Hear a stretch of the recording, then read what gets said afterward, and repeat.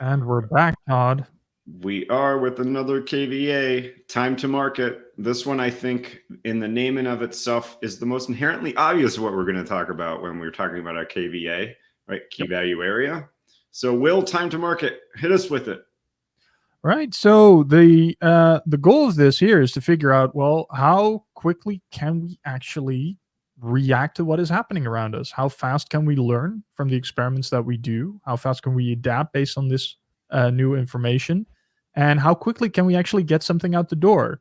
Right. And partially we're looking to metrics here that just tell us uh, on time how long Mhm. this takes. But we also want to look at some metrics that tell us how that time is being influenced.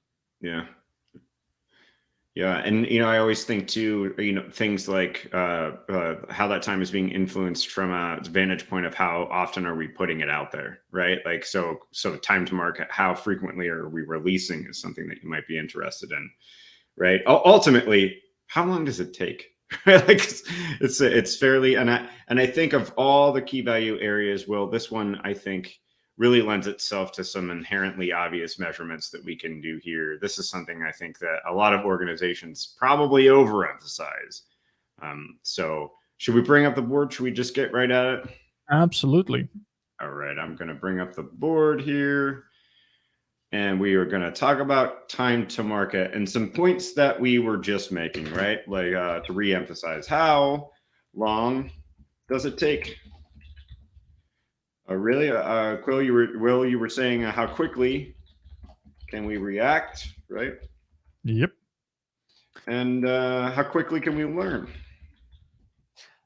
And that might be the most important one there, right? Because we are in a complex domain, and the longer an assumption exists, the more risk it brings to our organization, right? Especially if we continue building on that assumption. Yeah, yeah, and it's interesting that you're saying that, Will, because I started thinking about what we were talking about in current value when you were saying that. When you were talking about in current value, remember we were talking about how you have these hypotheses that you ship and you need to validate whether they were actually valuable or not. Well, how long did it take you to ship that? How long has it been out there?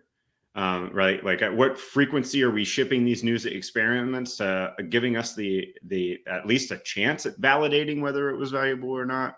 That's why measuring time to market is fundamentally important to all of this, right? Yeah.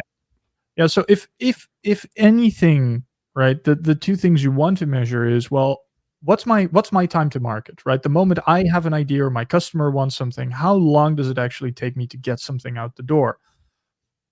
But that's not the end of it, right? What you want to measure as well is, what's my time to learn, right? Just throwing it over the fence or getting it out there doesn't actually answer any of your questions. It does allows you to begin gathering evidence. Mhm. So, and that's kind of one of the reasons why we are so in favor of small hypotheses, Mhm. because the more deliberate you are, the more direct you are, the more limited you are, the easier it is to actually find out and measure if it's the right thing to do or not, right? So the smaller that time to learn is, right? If you have a and this is kind of the problem with really big releases, right? You deliver something, even if you do a big release very frequently, the problem is there's so much in there that it can take you months, if not years, to figure Mhm. out, oh, what actually worked and didn't work in this Yeah. release. Yeah, and from a customer's vantage point too, we talk about this thing, customer absorption. So you have this really big release, and a customer opens it, and they're completely blown away by all the stuff that they have to now inherent, like try to figure out. Like, Will, have you ever opened an Android or an iPhone app, and it had been maybe a week or two since you opened it, and suddenly you don't even know how to use it anymore? Right? Oh, It's yeah. just giant big batch release that it hasn't been updated for 8 months, 9 months, and suddenly, your password isn't saved anymore, and all these things are like going wrong. You're like, I've done that to the point where I just delete it, don't use it anymore. Absolutely, absolutely. So I'm curious, Todd, how do you use this in Agile for Humans? What time to Yeah. market measures do you look at? So I'm going to write customer absorption. So one of the things that we do, I probably spelled absorption wrong. One of the things that we do is we do build we build some custom stuff, right? I'm tempted to talk about that. I'm tempted to talk about how long it takes from us to get an idea for a new video or a new product, and how long it takes us to deliver that. But I think I'm just going to go straight for business here, Will. When we look at time to market, one of the interesting things that we really measure is from the time that somebody contacts us to the time we either have a deal closed or a customer kind of disappears on us, right? Because that is kind of an indication for how we can better engage with people, past and present customers. From the time someone contacts us until the time we've let's say sold a training class or something like that. And that really helps us with a lot of things. Like, we'll get into that when it comes to ability to innovate, when we're talking about calendaring and stuff like that. But I thought that might be an interesting thing to talk about here, like really from a fundamental business perspective. And it's not easy to talk about, but this is business, right? Sales close, because this feeds into, like, when we get into ability to innovate. How do we know whether we're going to have spots available in the counter or not? What's slowing us down? How, if we have all these sales kind of pending, and we can kind of do a little bit of forecasting with what the future might entail, we can kind of project a little bit onto the calendar. Now, knowing that it is a really complex domain of work, so we don't know. So I'd say for Agile for Humans, one of the things that we do is look at sales closing or not closing, things like that. I think that's probably a fairly obvious one that most businesses do look at. So I figured I'd go obvious rather than talk about building a workshop or a class. What do you think of that? I like it. I like it. I think so I'm going to say one, and this is going to sound completely heretical to you. I look at utilization. Mm-hmm. Now, you and I have recorded episodes in the past where we made fun of utilization measures. Mm-hmm. But I do think utilization is something worth measuring if you're measuring it for the right reasons. Now, the reason I started measuring it is I like doing these things. I like recording episodes. I like doing some cooperation.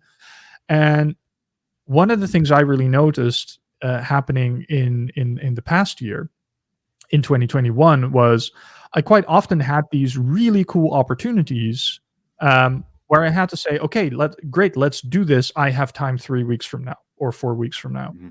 So my time to market with reacting to these things, to these amazing offers that came from the market, was very, very long because my utilization was very high.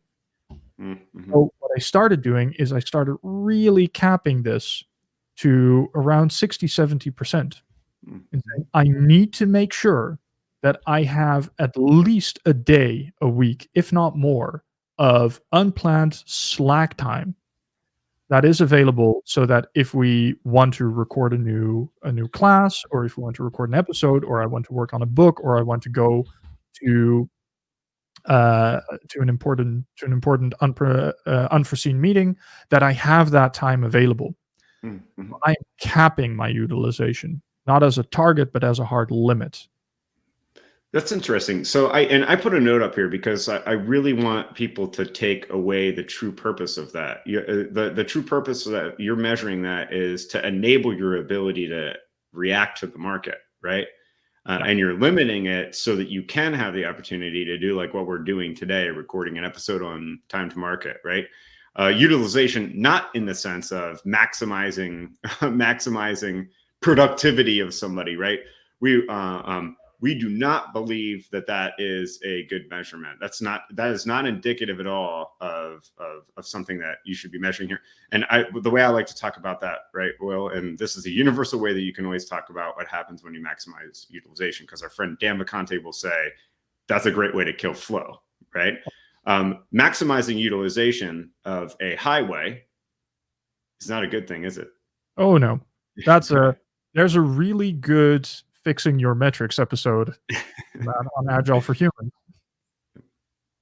Yeah, we talked about that. Exactly. And speaking of our mutual friend Vacanti, is one of the easiest ways and practical ways to get started with measuring things within the time to market KVA is the use of flow metrics. Mm-hmm. Right? Go measure your work in progress. Go measure your cycle time. Go measure your work item age. Go measure your throughput. Yeah, and I put that up here. I think that's a really important thing to take away from this, is to use flow metrics, right? Use flow metrics, and I think that that'll really give you some awesome insights as to what's happening here. It is a great start. It is absolutely a great start. Well, Will, I don't have much more to add to this. Do you have anything else you'd like to add before we close it out? No, no, I think summarizing what we're trying to find out in the time to market is how fast can we react, how fast can we learn, and what are things that can tell us something about our ability to do those things. 100%. Cool. All All right. right. We'll see you on the next episode. Next time.